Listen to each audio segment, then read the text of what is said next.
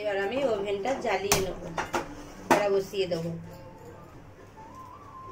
এর মধ্যে সরষের তেল দিয়ে দিচ্ছি।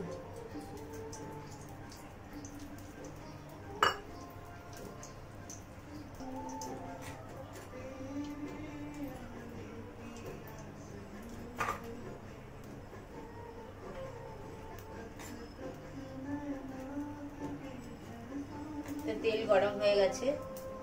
ওই যে ছোট ছোট করে কাটা 4 পিস আলু দিলাম, কেন আলুটা পছন্দ করে বাড়ির লোক। চিকেন কষা এমনিই ভালো লাগে খেতে।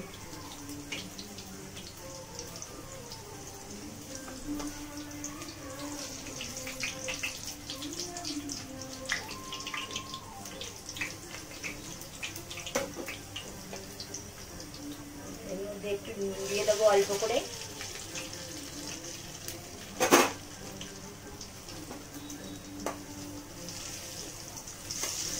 হলুদ দিয়ে দিলাম।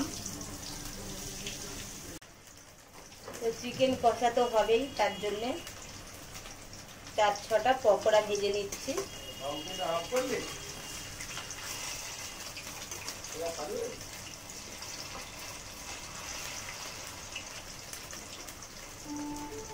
ছেলের জন্য 4-6টা পকোড়া ভেজে দিচ্ছি, তারপর আমি চিকেন কষাটা দেখাবো।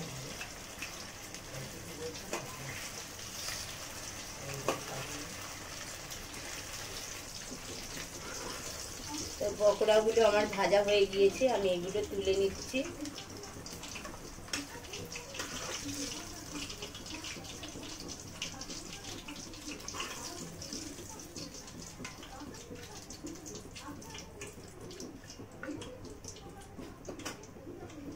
ছেলের জন্য কটা পকোড়া করে নিয়েছি, এবার আমি মাংসটা বানাবো। তো এই তেলের মধ্যে শুকনো লঙ্কা তেজপাতা দিয়ে দিলাম।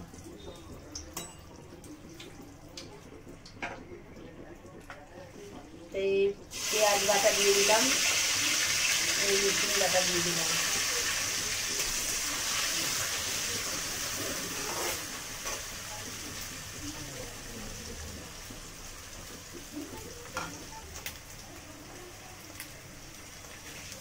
এর মধ্যে আদা বাটা, টমেটো গ্রেট করা, এগুলো দিয়ে দিলাম।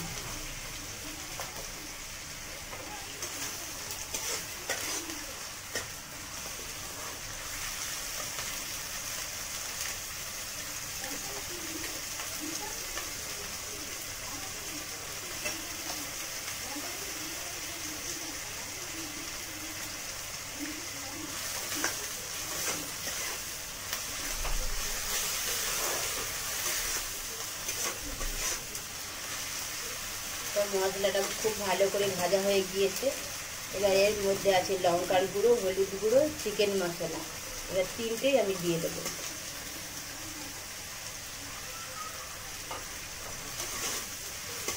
দিয়ে ভালো করে আমি কষিয়ে নেব।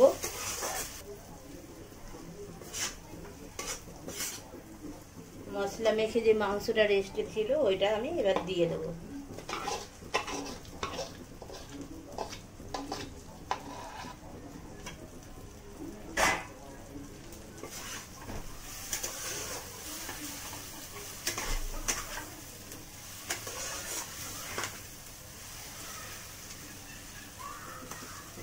এটাকে খুব ভালো করে কষাবো।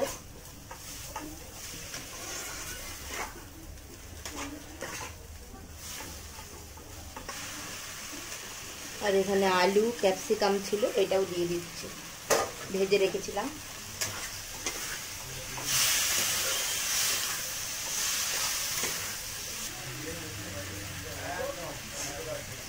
আর একটু মশলা দেওয়া জলটা দিয়ে দিলাম।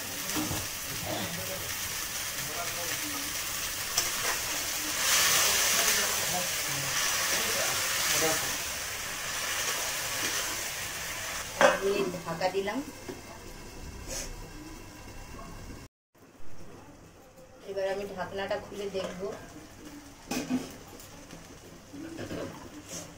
মশলাটা তেল ছেড়ে গিয়েছে, একটু ভালো করে ভাজা ভাজা হয়ে গিয়েছে।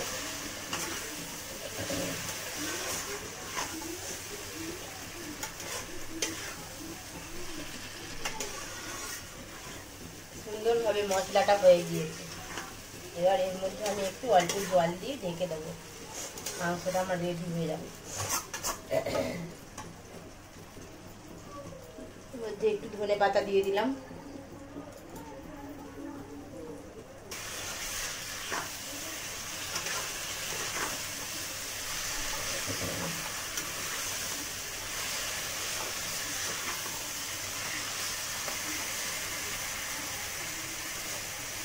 আজকের মাংসটা পুরো আলাদা স্টাইলেই হয়েছে, এইভাবেই আপনারা বানাবেন। জল দিয়ে দেবো, এটা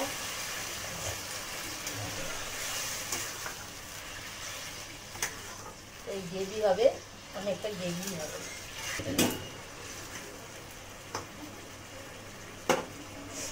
দিয়ে ঢাকা দিয়ে দিলাম এটা 10 মিনিটের জন্য। আমি দেখে নেব রেডি হয়েছে কিনা। চিকেনটা রেডি হয়ে গিয়েছে, এবার আমি নামিয়ে নেব।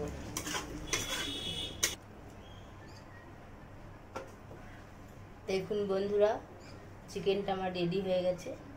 তো এবার আপনারা দেখছেন কিভাবে বানালাম অন্য পদ্ধতিতে। তো আপনারা বানিয়ে এইভাবে খাবেন, কমেন্ট শেয়ার করবেন, সাবস্ক্রাইব করবেন। ভালো থাকবেন, সুস্থ থাকবেন।